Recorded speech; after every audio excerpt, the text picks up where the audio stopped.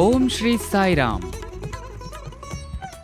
साई प्रेम वाणी के हमारे आज के प्रसारण में आप सबका हार्दिक स्वागत है।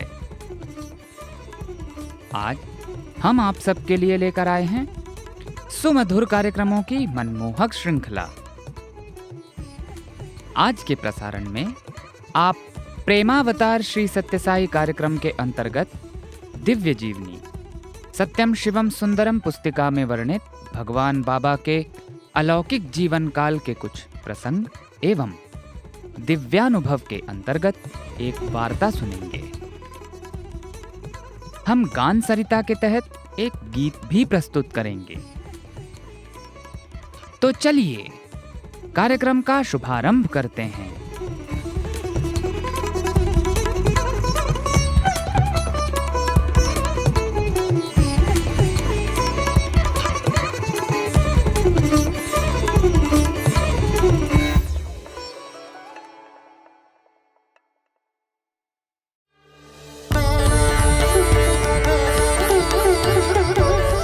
अब प्रस्तुत है हमारा कार्यक्रम प्रेमावतार श्री सत्यसाई।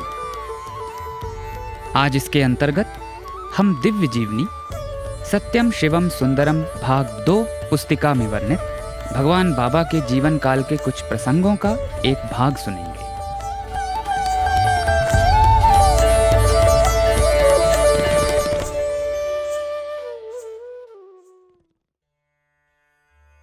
बाबा ये भली प्रकार जानते हैं कि बहुत से अज्ञानी उन्हें जादूगर समझते हैं और उनकी हंसी उड़ाते हैं। येरपेडू में मलयाल स्वामी द्वारा स्थापित प्रसिद्ध व्यास आश्रम में बाबा ने कहा था, लोग कहते हैं कि मेरा कार्य सब जादू है, काला या सफेद। वे ये भी कह सकते हैं कि काले जादू से ही कृष्ण ने गोवर्धन पर्वत उठाया था और राम ने समुद्र पर पुल बनाया था।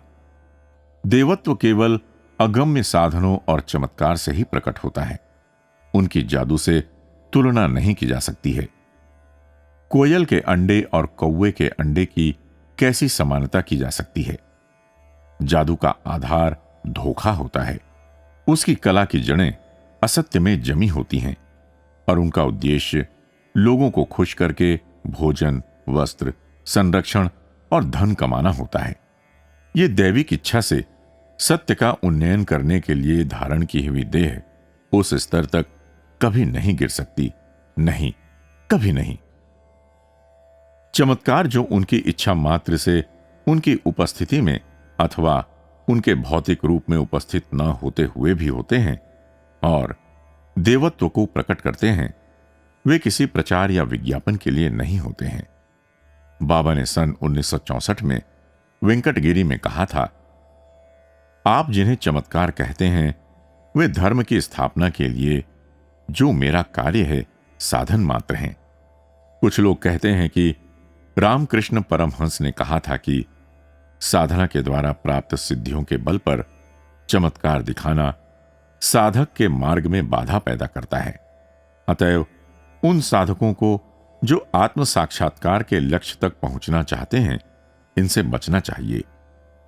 रामकृष्ण ने कहा था कि साधक इनके आकर्षण में पड़कर अति कर जाएगा और उसका अहंकार प्रबल हो उठेगा तथा उसकी प्रगति का मार्ग अवरुद्ध हो जाएगा। यह बात जहां तक साधकों का प्रश्न है, ठीक है, रामकृष्ण की बात साधकों के लिए थी, लेकिन मेरी साधकों से तुलना और समानता करना निरी मूर्खता है। असाध्य रोगियों को ठीक कर देने के जो चमत्कार होते हैं, उन्हें भी बाबा कोई प्राथमिकता नहीं देते और गौड़ बताते हैं। किसी एक का कष्ट और संकट दूर कर देना मेरे कार्य का मुख्य लक्ष्य नहीं है।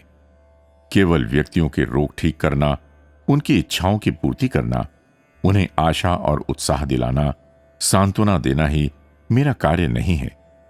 मेरा कार्य तो इससे कहीं अधिक महत्वपूर्ण है। केले के पौधे की पूर्णता उसके फल देने में है, किंतु उसके पत्ते और उसका तना भी मनुष्य के लिए उपयोगी होते हैं। मेरा मुख्य कार्य सनातन धर्म की उन्नति, प्रगति और संरक्षण करना है। सुख सुविधा बाह्य संसार में अधिक बंधने के जाल जंजाल चिंता और मानसिक अशांति को बढ़ाने वाली वस्तुओं के लिए अपनी भूख मत बढ़ाओ। तुम्हें आनंद के लिए तीव्र और पूर्ण क्षुधा होनी चाहिए। मैं जानता हूं आप में से अधिकतर लोग मेरे पास क्षुद्र वस्तुओं, निरर्थक बातों, छोटी मोटी पदोन्नतियों और फायदों, नाम और यश के लिए आते हैं। बहुत कम लोग होते हैं जो मेरे पास आकर वे वस्तुएं मांगते हैं जिनको देने के लिए मैं आया हूं, जैसे भय, शोक, मोह, चिंता, कष्ट और क्लेशों से मुक्ति। बहुत से निंदकों द्वारा ईर्ष्या और द्वेष के वशीभूत अनेकों उत्तेजक मिथ्या आक्षेप लगाए जाते हैं, क्योंकि उन लोगों की दृष्टि में बाबा का रहन सहन का स्तर बहुत ही विलासितापूर्ण है। अतएव ये जान लेना आवश्यक होगा कि बाबा वैसा ही भोजन करते हैं जो इस देश का गरीब से गरीब करता होगा। उसमें दूध, दही, मक्खन या घी नहीं होता और बाबा को कोई मिठाई पसंद नहीं। बाबा प्रशांति निलयम में एक ही बिछावन पर बैठते और सोते हैं। शहरों में बाबा टैक्सियों में घूमते हैं, अन्यथा लोग उनके दर्शन प्राप्त करने के लिए उनके पीछे हो लें और घेर लें। बाबा एक और कारण बताते हैं कि उनके भाग्य के प्रति किसी को तनिक भी ईर्ष्या करने की जरूरत नहीं है। आप में से कुछ सोचते होंगे कि भगवान का मानव रूप में आना कितना महान यश और वैभवपूर्ण है। यदि आप मेरे स्थान पर हों तो आप अपने को इतना महान और यशस्वी नहीं अनुभव करेंगे, क्योंकि मुझे आप में से प्रत्येक का भूत, वर्तमान और भविष्य अच्छी प्रकार से ज्ञात है। इसलिए मैं दया से द्रवीभूत नहीं हो जाता। मैं जानता हूं कि कोई व्यक्ति इस जन्म में क्यों कष्ट भोग रहा है और वो किसका परिणाम है। इसलिए मेरी प्रतिक्रिया आपसे भिन्न होती है। आप मुझे चाहे दयालु हृदय कहें या कठोर हृदय, मैं सुख और दुख का निर्माण नहीं करता। ये तो तुम्हारे स्वयं के द्वारा तैयार की गई जंजीरें हैं जो तुम्हें स्वर्ण या लोहे से बांधती हैं। बाबा काम करते कभी नहीं थकते, उनकी शक्ति अपार है। निलयम में छोटे से छोटे कार्य भी जो इस निलयम की विश्वव्यापी क्रियाकलापों के समुचित संचालन के लिए आवश्यक है, बाबा स्वयं योजना तैयार करते हैं, अभिकल्प बनाते हैं और उसकी देखभाल करते हैं। यहां और अन्य दूसरे स्थानों पर भी जहां बाबा के नाम से संगठन कार्य करते हैं, कोई भी कार्य बाबा की स्पष्ट अनुमति और आशीर्वाद के बिना नहीं होता है। इसके अतिरिक्त निलयम में बाबा पढ़ाने में, प्रशिक्षण देने में, प्रतिदिन उनके पास मार्गदर्शन व आशीर्वाद प्राप्त करने वाले सैकड़ों लोगों के दुख दर्द को सुनने, उन्हें सांत्वना देने, प्रबोधन करने, संतोष और उत्साह दिलाने में रात दिन व्यस्त रहते हैं। और बाहर जाते हैं तो जो भी थोड़ा बहुत समय मिलता है उसे वे गरीब और निराश लोगों के कष्टों के निवारण में लगा देते हैं। प्रत्येक क्षण को प्रेम पूर्ण सेवा के द्वारा पावन बनाओ। बाबा अपने इस उपदेश को कथनी से कहीं अधिक करनी के द्वारा लोगों के समक्ष रखते हैं। बाबा अपने भक्तों में उत्साह की अति नहीं होने देते और उन्हें अनुग्रह स्वरूप दी गई वस्तुओं के प्रदर्शन की अनुमति नहीं देते। इस प्रकार का प्रदर्शन आध्यात्मिक दृष्टि से अहितकर है, क्योंकि इससे अभिमान बढ़ता है। बाबा के नाम पर मंदिरों का निर्माण कर नाम कमाने और लाभ उठाने वालों की बाबा कठोर शब्दों में भर्त्सना करते हैं। काकीनाडा में मार्च 1965 में बोलते हुए बाबा ने कहा था, मेरे लिए मंदिर बनाने वालों को मैं कठोर शब्दों में मना करता हूं और उनसे कहता हूं कि ऐसा करने के स्थान पर वे वर्तमान मंदिरों का जीर्णोद्धार करवाएं और उनकी भली प्रकार देखभाल करें तथा उनका सदुपयोग करें। मंदिर निर्माण का उन्माद एक लोकप्रिय धंधा हो गया है। लोग लंबी लंबी सूचियां बनाते हैं और मेरे नाम पर लोगों को पकड़ते हैं और दान के रूप में रकम ऐंठते हैं। इससे आपस में द्वेष भावना उत्पन्न होती है, प्रतिस्पर्धा बढ़ती है, लोभ और ईर्ष्या पैदा होती है। मद्रास में भी बाबा ने कहा, मैं इस प्रकार के उत्साह को पसंद नहीं करता। किसी भी मंदिर में किसी भी रूप की पूजा करो, किसी भी नाम से भजो, क्यों नए नए मंदिर बनाते जाते हो और इस नगर में जो पुराने मंदिर हैं उनकी क्यों उपेक्षा करते हो? तुम्हें नए मंदिरों में भी दोष ढूंढने में देर नहीं लगेगी और इनकी भी तुम उपेक्षा करने लगोगे। जो लोग इधर उधर मंदिरों के लिए चंदा इकट्ठा करते फिरते हैं, वे इस प्रकार से नास्तिकता, ईश्वर के प्रति लोगों में निंदा का भाव फैलाने का कार्य करते हैं, क्योंकि उनके सारे कार्य लोभ, लालच, नाम और यश की कामना, स्वार्थ की सिद्धि और घृणा पर आधारित होते हैं, न कि विशुद्ध सेवा, भक्ति, त्याग और उत्सर्ग की उच्च भावनाओं पर। जब इस प्रकार के स्वार्थी लोग आपके पास आएं, तो उन्हें एक पैसा भी मत दीजिए। क्या आवश्यकता है जप और ध्यान के लिए एक नया भवन बनाने की? अपने घर को ही एक छोटा सा मंदिर बना लो अपने लिए और अपने पूजा गृह में ध्यान करो। अपने बच्चों को साथ लेकर भजन कीर्तन करो। अपनी सच्चाई, ईमानदारी, विनम्रता, मितभाषिता, मृदुभाषिता और निस्वार्थ श्रद्धा, विश्वास और प्रेम से लोगों को प्रभावित करो। तब लोग भगवान में विश्वास करने वालों के दायरे में आएंगे। इस प्रकार सत्य आचरण के प्रभाव से भगवान में विश्वास करने वालों की संख्या किसी मंदिर या भवन में एकत्रित होने वाली संख्या से अधिक होगी।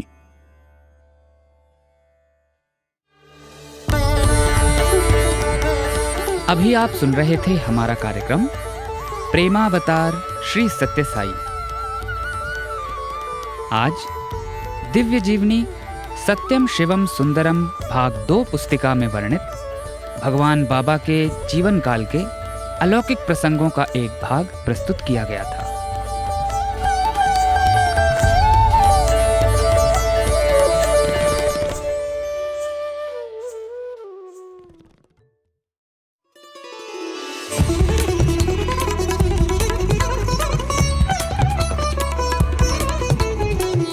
साई प्रेम वाणी, भगवान श्री सत्य साई बाबा का दिव्य संदेश, अब हिंदी में।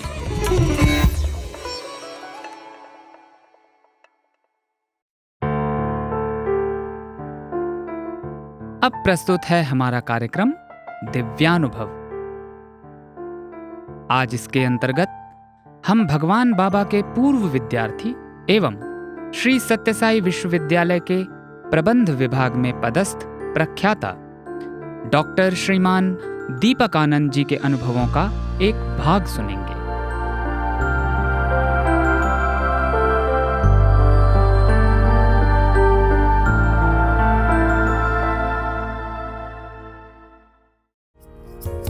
तो इस प्रकार मेरी पीएचडी करने की बहुत इच्छा थी और भगवान बाबा ने मुझे भी उसके लिए इनकरेज किया। पर भगवान बाबा सीधा नहीं कहते हैं कि हाँ मैं पीएचडी दूंगा। इसके पहले की जो कथा है वो बहुत दिलचस्प है। जी।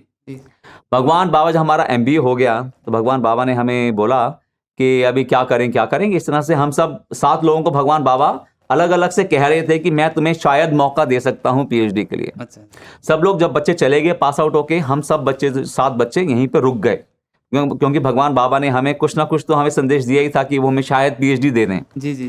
तो एक दिन हम लोग दर्शन के लिए बैठे हुए थे ओल्ड स्टूडेंट्स के अंदर में। हम तो अब पास आउट हो चुके हैं जी। तो हम पीछे की तरफ जहाँ कृष्णा का स्टैचू हम बैठे हुए थे, तो भगवान हमारे पास में, तो हम सब लोग खड़े हो गए और बहुत बाबा से प्रार्थना करने लगी, भगवान हमको पीएचडी के लिए आप सुअवसर दीजिए। तो भगवान बाबा ने बोला देखो बाहर जाओ, बाहर मेरी संस्थान है, बाहर मेरे तुम्हारे माता पिता हैं, समाज की सेवा करना भी ज़रूरी है, यहाँ रहकर तुम क्या करोगे। ये जो बच्चे हैं हमारे विश्वविद्यालय के बहुत अच्छे बच्चे हैं, पर मैं भी उनको समझाता रहता हूँ तो वो भी बहुत समय लगता है उनको समझने में।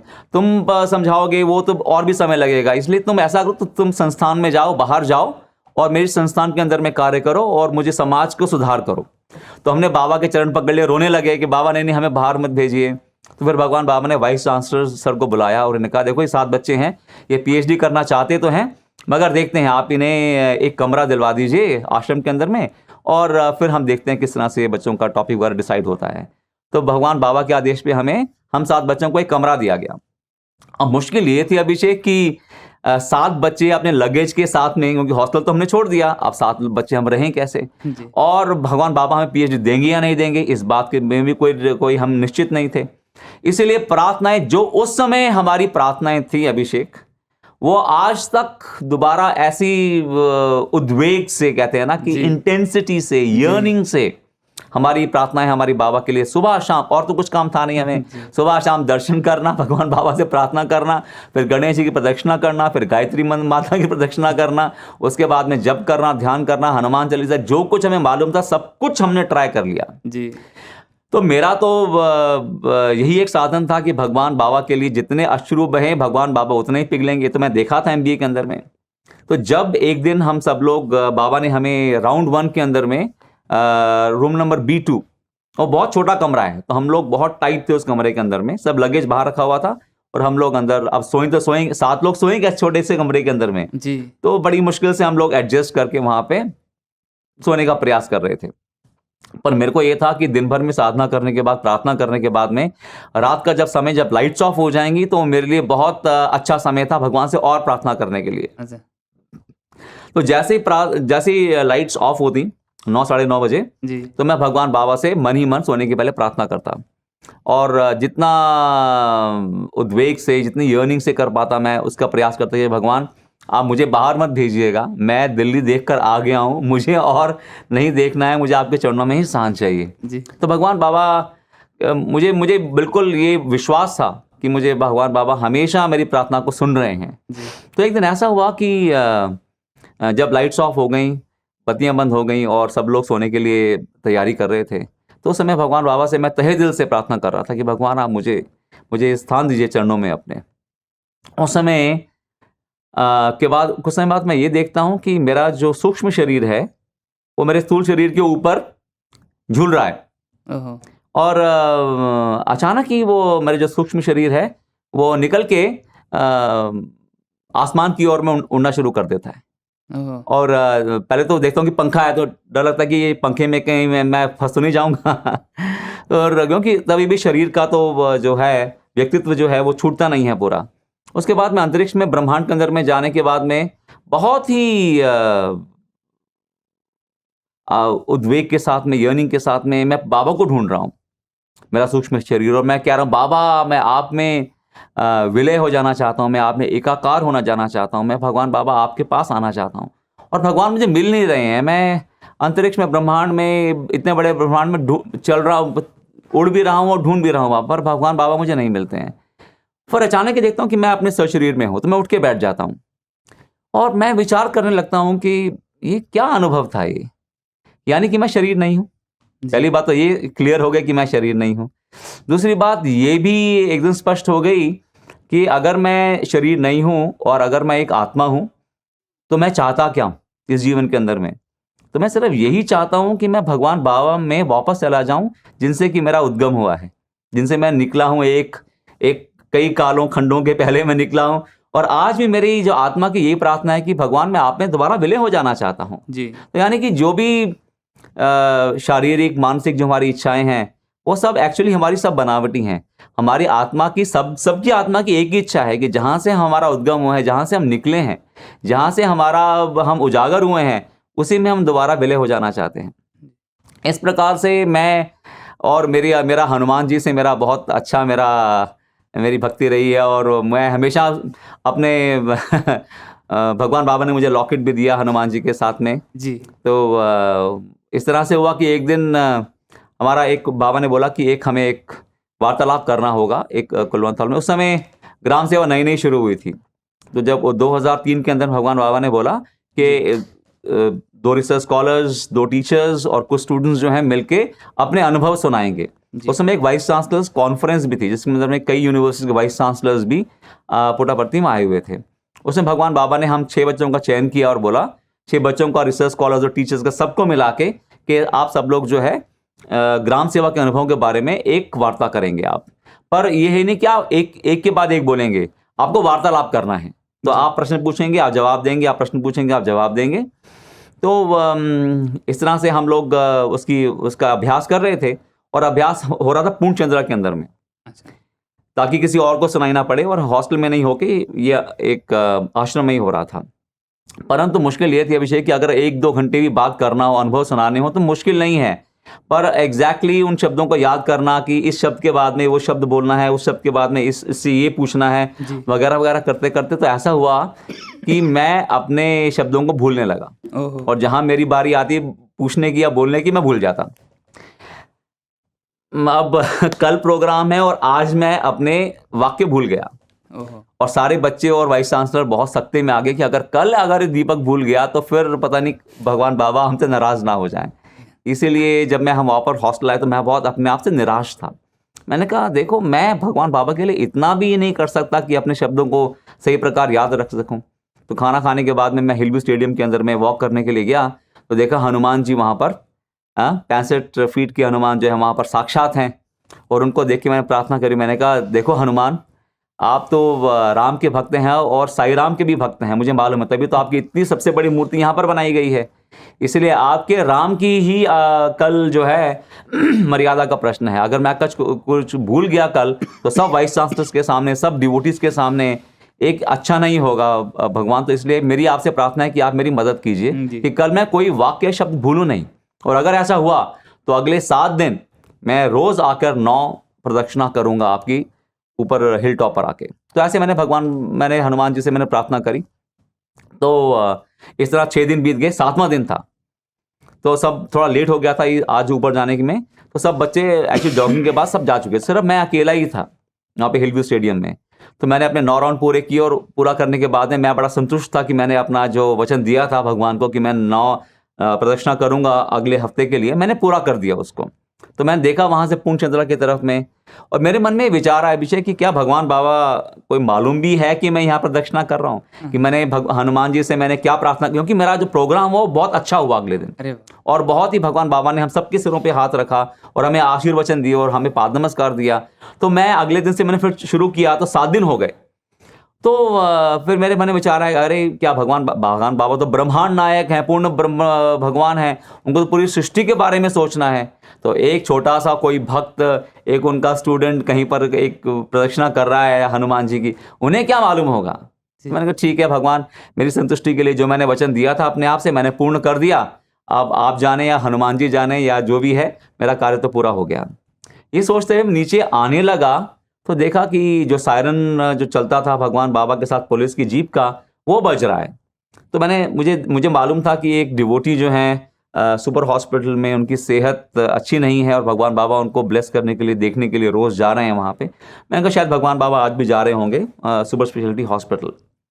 और देखा कुछ समय के बाद में कि भगवान तो हिलव्यू स्टेडियम में एंटर हो चुके हैं, प्रविष्ट कर चुके हैं। मैंने कहा भगवान आज इस समय हिलव्यू स्टेडियम में आना बाबा का साधारण तो नहीं है। इस समय तो भगवान बाबा वैसे कभी नहीं आते, जबकि कॉलेज के समय बच्चे जा रहे हों तो भगवान बाबा उस समय नहीं आते। पर देखा भगवान बाबा तो प्रवेश कर चुके हैं हिलव्यू स्टेडियम के अंदर में। तो मैं कुछ और नीचे आया कृष्णा के स्टैचू से, तो मैं थोड़ा शिरडी बाबा तक पहुंचा तो देखा तो भगवान तो ऊपर की तरफ ही आ रहे हैं, हनुमान की तरफ ही आ रहे हैं। अब वो अकेली सड़क और कहीं जाने का रास्ता नहीं, तो मैं थोड़ा सा एक चट्टान के थोड़ा छुप गया मैं उसके पीछे जी। मैंने कहा शायद भगवान बाबा मुझे देखें भी ना और चले जाएं ऊपर तो ठीक है, मैं बच के भाग जाऊंगा यहाँ से। तो अब भगवान बाबा से कौन बच सकता है, ये तो मालूम होना चाहिए। तो भगवान बाबा जहाँ मैं छुपा हुआ था, भगवान बाबा ने वहाँ अपनी गाड़ी रोकी, शीशा नीचे किया और कहा इधर आओ इधर आओ इधर, ऐसे मुझे बुलाया। भगवान बाबा कुछ रुष्ट दिख रहे थे, बड़ा सीरियस लग रहे थे। तो मैंने कहा बड़े गंभीर, मैंने कहा शायद भगवान बाबा मुझे डांटें कि भाई इस समय सब लोग बच्चे कॉलेज जा रहे हैं, तो अब तक ट्रैक सूट में यहाँ पर कर क्या रहा है तो। मैं भगवान बाबा ने मुझे पास बुलाया अपने और पूछा इधर क्या करता है। मैंने कहा भगवान, जब वैसे तो ये है कि जब भी मुश्किल आती है तो सच ही निकलता है मुंह से जब डांट पड़ने की आशा हो तो मैंने कहा भगवान मैं हनुमान जी की प्रतीक्षा करने के लिए आया था स्वामी, तो आज पूर्ण हुई है आपकी कृपा से। तो भगवान बाबा ने मुझे एकदम, भगवान बाबा का चेहरा बदल गया। भगवान बाबा ने अभय हंस दिया और बोला बहुत बहुत बहुत खुशी। तो मैं भी बहुत खुश हो गया और भगवान बाबा ऊपर की तरफ में चले गए। पर भगवान बाबा पूरा ऊपर नहीं गए। शिरडी बाबा के पीछे जो है, जो भगवान कृष्ण की जो मूर्ति है उसके पीछे कुछ जगह है थोड़ी बड़ी सी, भगवान बाबा ने गाड़ी को टर्न किया और वापस चले गए मंदिर की तरफ। अच्छा।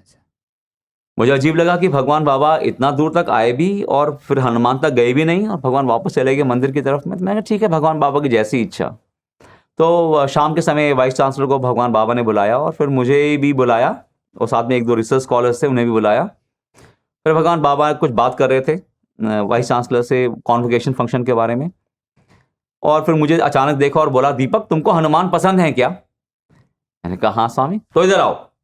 फिर भगवान बाबा ने ऐसे हाथ हिलाया और एक चेन और एक पेन जिसके अंदर में वही हनुमान का चित्रण जो कि हिल टॉप पर है। अरे वाह, एग्जैक्टली वही चित्रण जो हिल टॉप पर है।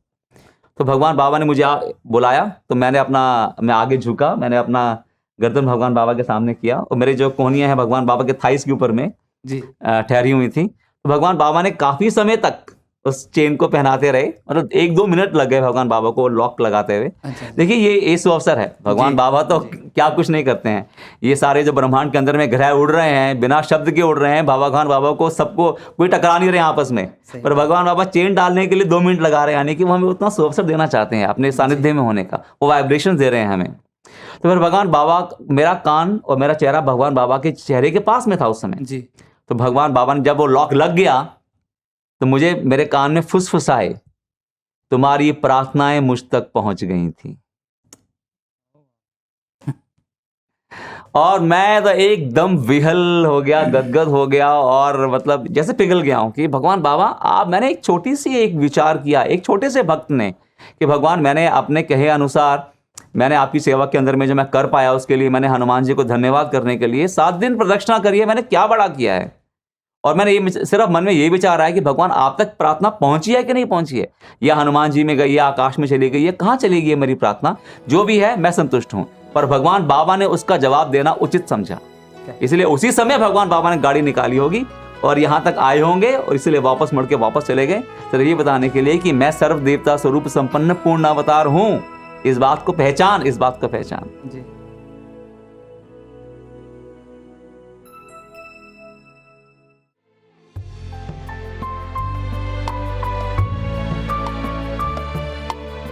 अभी आप सुन रहे थे हमारा कार्यक्रम दिव्यानुभव। आज इसके अंतर्गत भगवान बाबा के पूर्व विद्यार्थी एवं श्री सत्यसाई विश्वविद्यालय के प्रबंध विभाग में पदस्थ प्रख्याता डॉक्टर श्रीमान दीपक आनंद जी के अनुभवों का एक भाग प्रस्तुत किया गया था।